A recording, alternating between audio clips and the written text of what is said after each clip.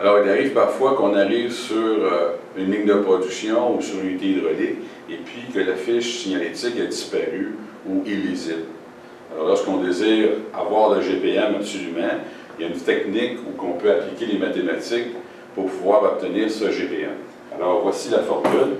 Vous avez la formule ici au niveau des GPM à 1800 RPM, ou on peut opter aussi pour la formule au niveau de la cylindrée. Alors, au niveau de la documentation, on peut voir ici qu'on a une mesure qui est L au niveau de la hauteur, D qui est la largeur, puis W qui est l'épaisseur de votre rotor. Alors, les mesures se prennent avec un vernier, donc un pied à coulisse. Alors, au niveau de l'anneau, on peut voir sur ma pompe à ailettes, ici, j'ai pris l'exemple du Newton 4 GPM, donc une V10. Alors, je prends la longueur complète, qui me donne une mesure que je viens de transcrire, donc 1,82.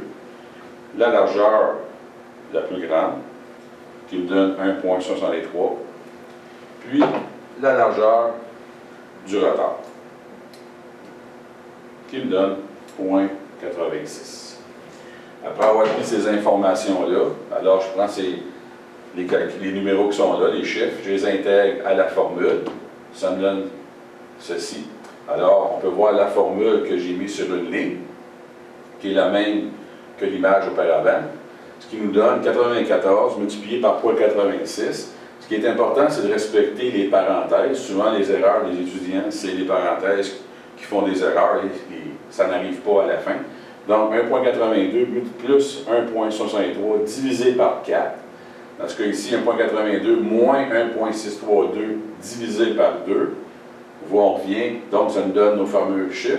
Donc, ici, 94 multiplié par 0,86 multiplié par 0,86 multiplié par 0,094 va nous donner un GPM à 1800 RPM à 6,53.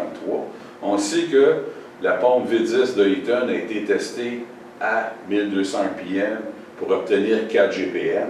Alors, on va appliquer la règle de 3. Donc, 6,53 multiplié par 1200 RPM divisé par 1800 RPM nous donne un total de 4,35 GPM.